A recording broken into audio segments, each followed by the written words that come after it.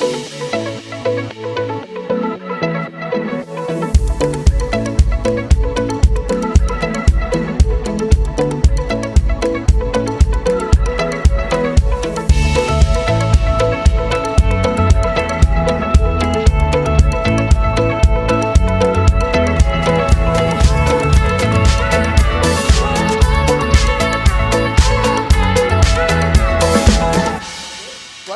you. Thank you so much. It's so nice to be here with you guys. Log Cabin, awesome, awesome. So my name is Joe O'Day. I'm running for the U.S. Senate here in Colorado. What a year. Look at the year. Biden's numbers are in the tank. I mean, literally. Yeah, I mean, you can't make this up. And today I saw a poll that came out that said 75% of the country believes that we're headed in the wrong direction.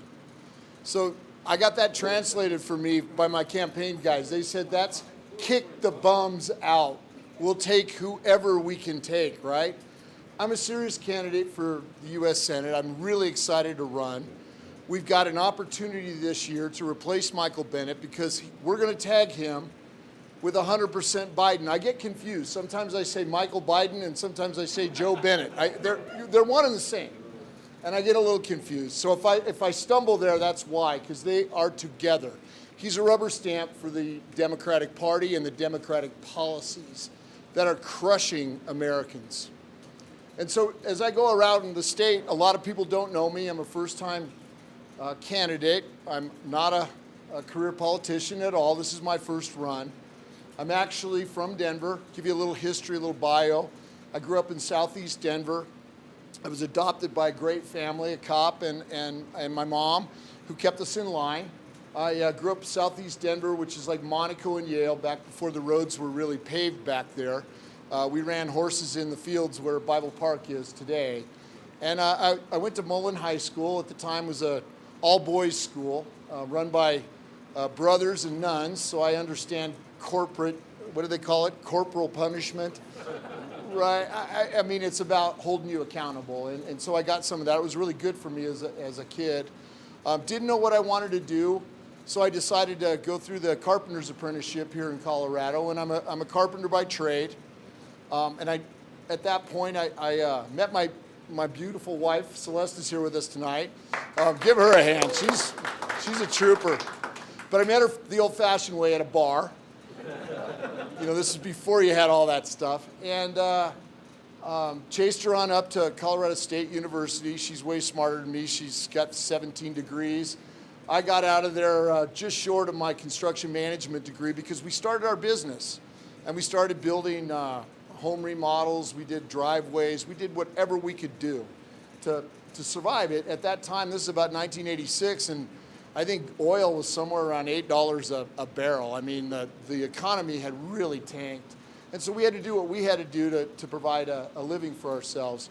We've grown that business. It's called CEI Constructors, Concrete Express, to 300 families here in Colorado. We also own the Ironworks and the Mile High Station. Some of you guys may have been there. It's off Colfax and I-25, just a stone's throw from here. And I was like complimenting the team here because we come here for lunch about once a week. This is our stomping spot from the office because these guys do a great job here at the Blue Bonnet.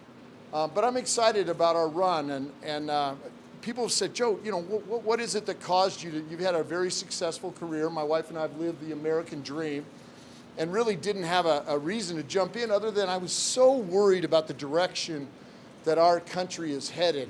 Especially Colorado. I mean, we've turned around so quickly, and these policies, they're crushing us. And it just didn't see it where it was going to come out. So I decided that I'd throw my hat in the ring back in October. And we've got a really good campaign running. I'm running on 3 core principles. They're really simple to me. I'm running to be the voice of working Americans. Right now, we do not have a voice in the U.S. Senate. Corey left 2 years ago, and he was a great voice for rural Colorado and working Americans. When I talk about working Americans, I'm talking about middle class, small businesses, single parents, retirees, those of us that produce, we've contributed, we play by the rules, and we're paying for all this tax and spend spree that we've been on. And nobody calls me and says, hey, Joe, we've got a new program we want to invest several $billion of your money into. No, they don't call. They just create a new program. And I don't think that's what conservatives want. So I'm running to make sure we reduce the spending, we reduce the deficit, we balance the budget, and we go for a smaller, more efficient government, one that we can get behind. I also believe we need a safe and secure America. Safe here at home starts with backing our cops. We haven't done that. I mean, honestly. Michael Bennet had a really good opportunity to lead his party a year and a half ago when we started these mostly peaceful protests where they tore apart our city. We had boards on our windows not too far from here because they were tearing apart the city, and he could have stepped out and said, hey, enough's enough. We need law and order. But he didn't. He didn't do a thing. And it's a deeply personal issue for me because my dad, as I said, was a 30-year veteran of the Denver Police Department. So I know what it's like to go to sleep as a 5-, 6-year-old kid and wonder whether or not your dad's coming home from his job. That's staggering. These people put their lives on the line each and every day. We need to get behind them. They're defending us. We also need a secure America, and that means overseas we need strong foreign policy. How's everybody feel about our strong foreign policy? Huh? Come on. It started in Afghanistan. Now we've got Russia and Ukraine because of the weakness. Bennet, of course, he could have said something. He's on the Intelligence Committee, hasn't said a word. Crickets is what he said. But a strong military also means, and peace through strength, And to get that, we need a strong economy. We need a strong dollar. We need our manufacturing brought back here to the United States where we can control it. We also need energy independence. Come on. We had it. A year and a half ago, we had energy, and we were actually an exporter. We actually exported. And they have done everything they can to make sure they've crippled the oil and gas businesses here in the United States and across the West.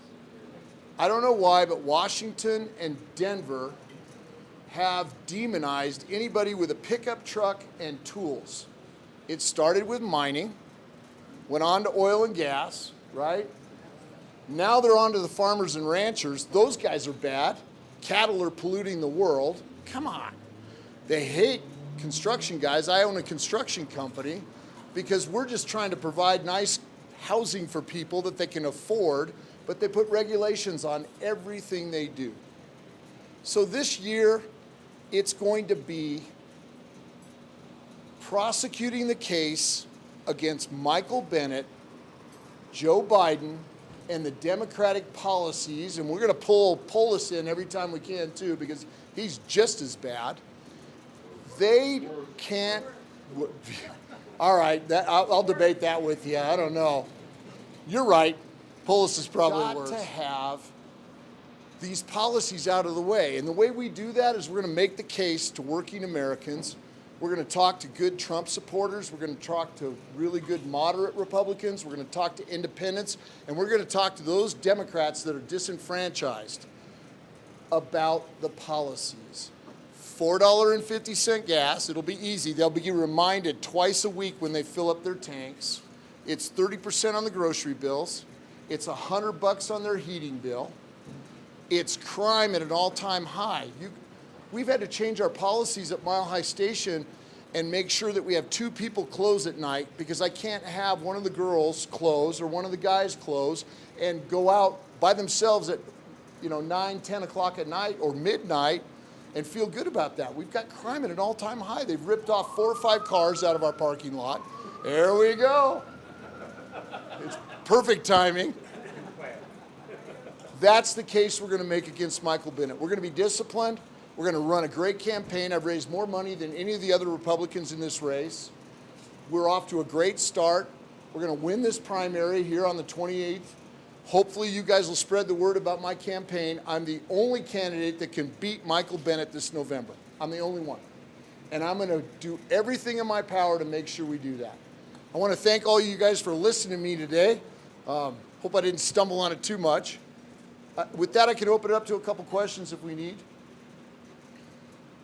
Yes, sir. The biggest problem that I think sort of came up is going to be the abortion issue, and that is going to be big, because that is what the Democrats have now glommed onto. That's going to be their big cost of left for every single race across the country. Are you going to be, how can you respond to that? That's going to be a big one. First off, I think that leak is just BS. It was. Hold that guy accountable, or there. gal, but it's there. And I think it was intentional. Obviously.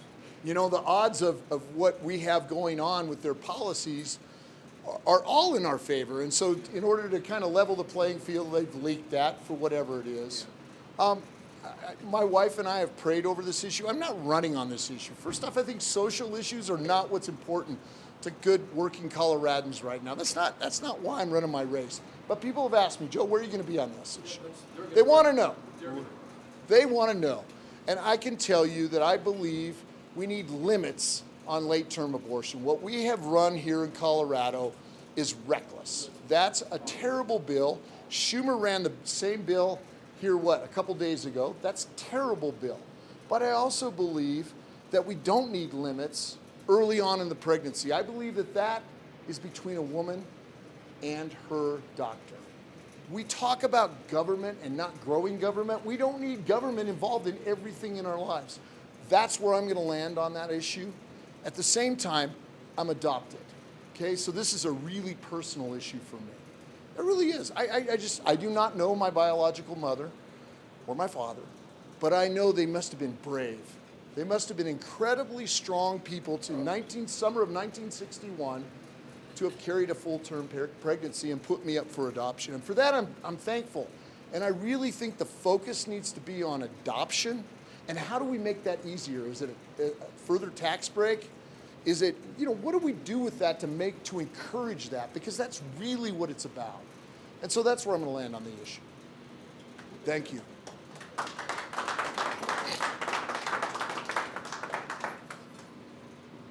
Guys are awful silent. Thank you guys for having me tonight. I really appreciate it. It's joeodea.com, joeodea.com, and you're going home with more than just one sign. We got to give her all the rest. Does anybody else need signs? You got your neighbors. We need the yard sign. We need, yeah. I got plenty more in the car. We can give you whatever you need. We'd love to have your support. You guys know how this works. It costs a lot of money to run these races. I'm raising good money, but I need the help. I also need the small donations, right? $100, $50, $20, whatever we can get. We'll send you with envelopes so you can reach out to your neighbors and talk to them about my campaign. Any of you that want to volunteer to help us with phone calls and raising awareness about this, we have an opportunity. I can't encourage you enough. This is the year. We got to band together. We need to be disciplined, and we need to get all of our information out so that the good people of Colorado can weigh in on this campaign. So I'm excited. Thank you very much. I appreciate you having me. Thank you.